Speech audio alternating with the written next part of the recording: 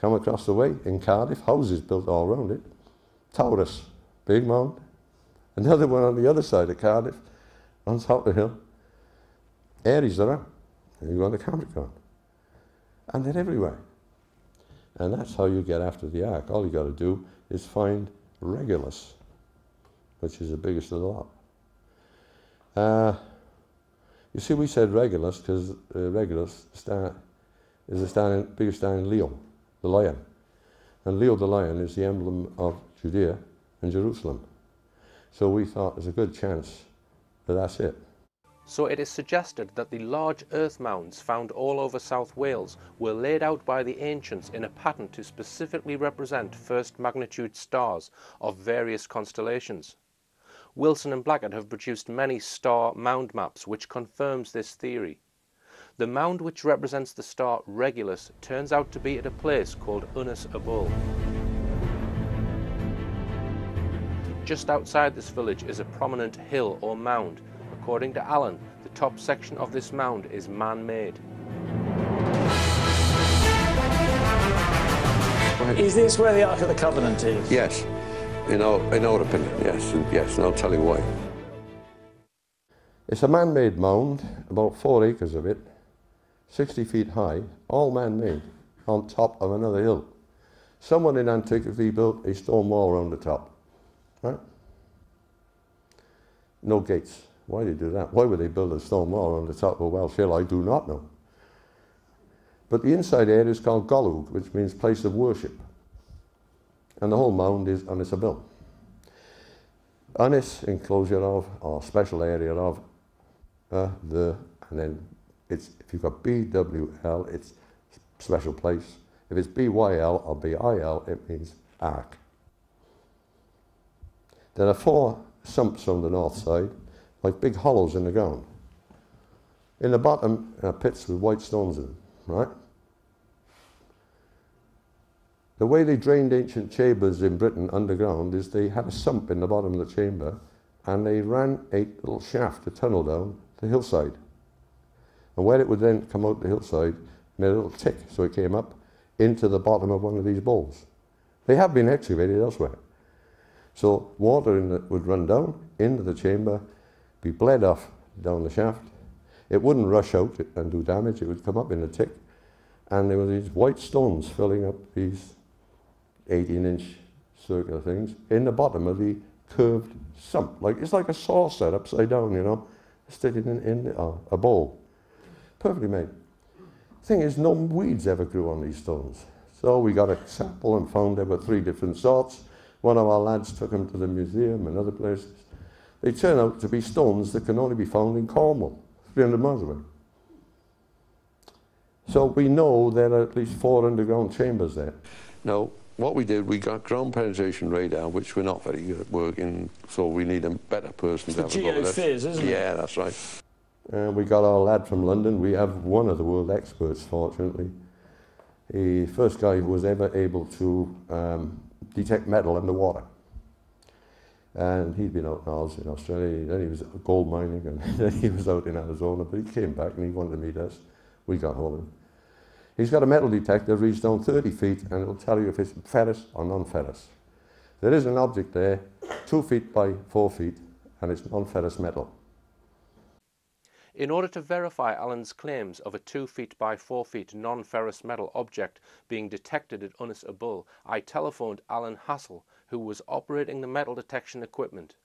I spoke with him for about 2 hours on the telephone and have a full statement of how he scanned the hill by mapping out a grid and moving horizontally and vertically with a spacing of 1 meter between each scan. He confirmed that he did indeed locate a buried object which was approximately 4 feet by 2 feet made of non-ferrous metal. When the scanning was carried out, unfortunately the landowners were not there to witness the testing and were therefore slightly sceptical of the claims. No agreement has so far been reached with the landowners to carry out any excavation. I decided to go down to Wales to find out for myself what the landowners' opinions were. We're heading towards a place called Unas Abul, which is the location that Alan Wilson strongly believes the Ark of the Covenant is buried. behind me is a hill on top of which is a man-made mound. The hill is, I'm not sure if this is the correct pronunciation, Twin Eglog, and according to Alan Wilson, the Ark of the Covenant is buried inside the man-made part of this hill behind me, and he has in the past tried to get this hill dug up. He's approached the Welsh authorities, he's approached the farmers.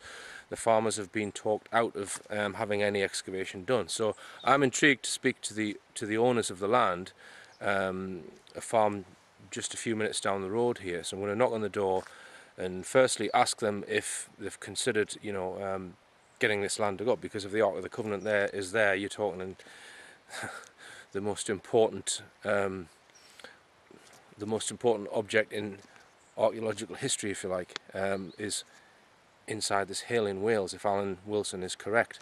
So I'm going to go and speak to them. I'm first going to ask them if I can have access to their land, just so that I can film on top of the hill and film the sumps which are along the side of the hill, which allegedly keep the whole chamber dry. I asked if I could go on the land to take some photographs, and straight away they said no. So then they wanted to know why, so I explained the fact that I'd followed some of Alan Wilson's work, and they were very well aware of Alan's work, and they explained to me what happened when he came here, and that he brought some ground penetrating radar here and he did some tests, etc. Now they said that they weren't convinced that he'd actually found anything, and they said that he hadn't actually shown them any concrete results that there was anything there, so therefore they weren't prepared to have their land dug up based on what they thought was nothing. But they then did say that having said that, they didn't go up there and see what he was doing. They didn't show much interest. I think they're fairly open-minded, but I think they would, as we would, welcome academic participation. I mean, we'd welcome it. I have no bones about it. We did try to, we got somebody in the astronomy department of Cardiff University very interested in this, yes. The mounds and the mirror. And he went to the history department and he went to the archaeologists and said, look, how about getting involved in this, you know? And they wouldn't. They wouldn't, because... they said they'd been sort of a bust-up with us. There'd been a bust-up, we never spoke with them. So I've persuaded them to at least have an independent person come on the land and do another test, and if they do find something there and they can demonstrate it to them, they would possibly then consider having the land excavated. I can confirm that I have been contacted by a company that is willing to provide free ground penetration radar testing, and I am in the process of arranging a suitable date to carry out the testing. Wilson and Blackett's claims do not end there. They also claim to have located the resting place of the Holy Cross, also in Wales.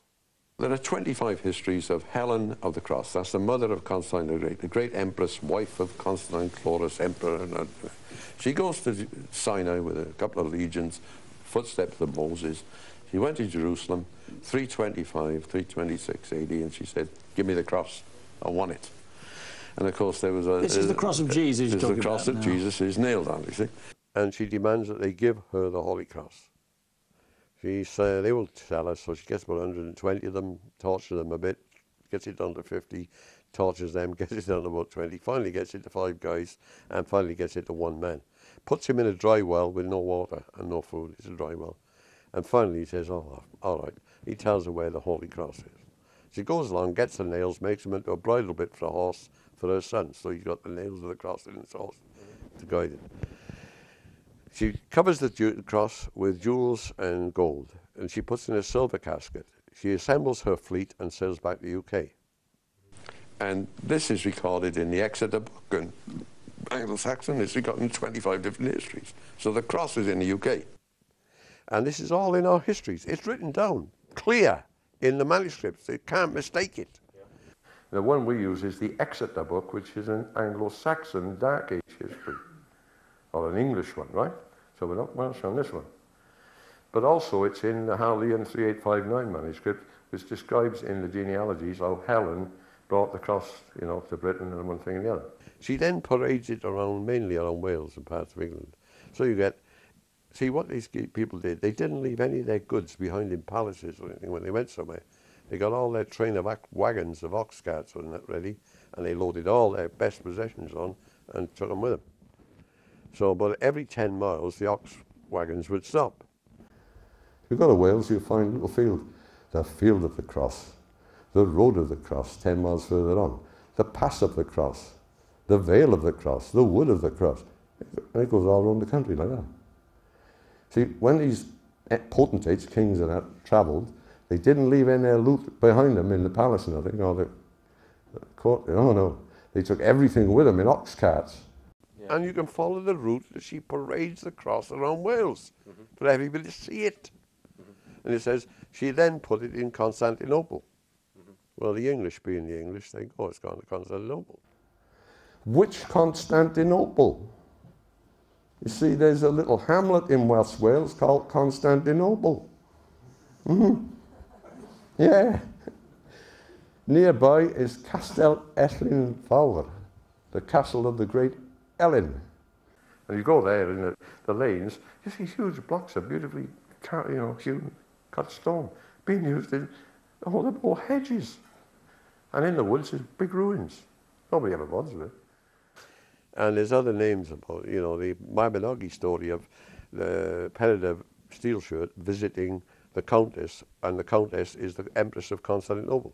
And he stays with a miller at the town with a miller's wife. Trevelyan Varchog, Milltown Knight. It's there. There's a little valley, and every farmer's got a mill on it. And he says, why have you all got mills? It's to feed all the soldiers this year. There's 14 farms in that little valley. Every one has an ancient mill on it. Right? And Avon Bannon, River of the Empress.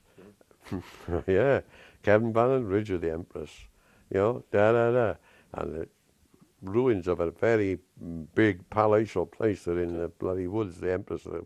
And the name after name, it's where she put the cross.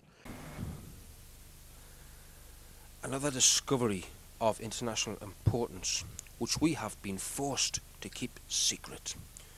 We don't know exactly what is behind this ancient wall over the mouth of this cave. However, numerous ancient records indicate that this is the cave of the Cross of Christ, brought from Jerusalem in AD 325 by the British Christian Empress Helen. Helen was the wife of the Emperor Constantine Chlorus of the West. She was also the mother of Constantine the Great, who permitted Christianity in the Roman Empire in AD 312. This secret walled-up cave was located through methodical industrial techniques of analysis, analysing ancient British records, some of which have been documented in the book Arthur and the Charters of the Kings. All the great historians of the Church in bygone days, particularly Cardinal Baronius and Cardinal Alford and Archbishop Usher and Stillingfleet, these historians name at least 25 ancient sources and references to Helen bringing the cross to Britain. The Dark Age records include those of Rome, Constantinople, Anglo-Saxon and Welsh. There's a sealed cave and we've put the old magic machine on it again. We've put on the site, we've put a metal detector and it shows up an object 4 to 4.5 feet long and about 1 foot by 1 foot non-ferrous metal. You go along, you put the machine on the wall, it goes ding, ding, ding, ding, ding. The cross is behind the wall at Nevin. We think that matches the silver casket that she put the bit of cross in. Okay? So that's the sort of thing that we do. This is how we go about it, that's what we do. Here's the normal stratification of the rock, and that is solid rock. If you notice the way the vein of the rock runs this way, here we've got slabs which can be removed. Yeah. This is man-made. This is not an ordinary wall. This has been put here to camouflage and blend in. It's just shape. It was probably covered as well. Well, it was. When we got here, see the ivy there? Yeah. The fern, it was all over it. That's where it is. X marks the spot. 8 feet back from the actual entrance, maybe 6, 8, 10 feet, something like that. And the cave is done in a funny fashion, and I recognise that the shape of the wall, the sealed wall, is cleverly done, because you could look at it and think it's just the cliff continuation. When you look at it carefully, it's stones fitted to match the cliff. And so we said, hey, there's a map, and there's another cross, part of the cross carved on the cliff wall, and the stem of it goes down and is formed of stones on the false wall. You understand? This is a map. See the shape of it? See how it goes around there, around that? You see the shape? The shape of the wall? It's a map. And you see the cross? Yeah. The cross is on the solid natural rock, but the base of it comes down off the rock and becomes part of the man-made wall. That's right. It's a pointer. Yeah. It's pointed to a place on this map. So all you do is find out where this is, this area, the map, go to where the cross is pointed. And That's the bottom of the cross is here. The cross is where they want to go. It's a map. Yeah. Right. And what's at the bottom of the cross? Well, that's where you have to go when you find the place. But it's a map off. You go there. What, to find the real cross, do you mean? No. There's loot there. Right. And what's here? The cross. The cross. The cross in the box should be here. You're That actually is where there's satisfied the cross is there? Oh yeah. I think I am too, because Yeah. The cross is here, but that's pointing to a big treasure site. we're getting a signal over here and a signal over there. Yeah. Because two parts of it are close. Yeah. Well, there may be two Close things here. proximity. One will be, if it's right, the one is going to be a big box, 5 or 6 feet long, made of silver, jewels all over it, a lump of timber in it, right? What the other thing is, I don't know. Could be anything. Well, So there's something, there's two things in here. There's not just one item. Yeah, so There there's two may things. be even what more we got than here two. is an artifact we can share, right? Yeah. But this is a map telling you where you to go for something else. So I said that cross is pointing to something.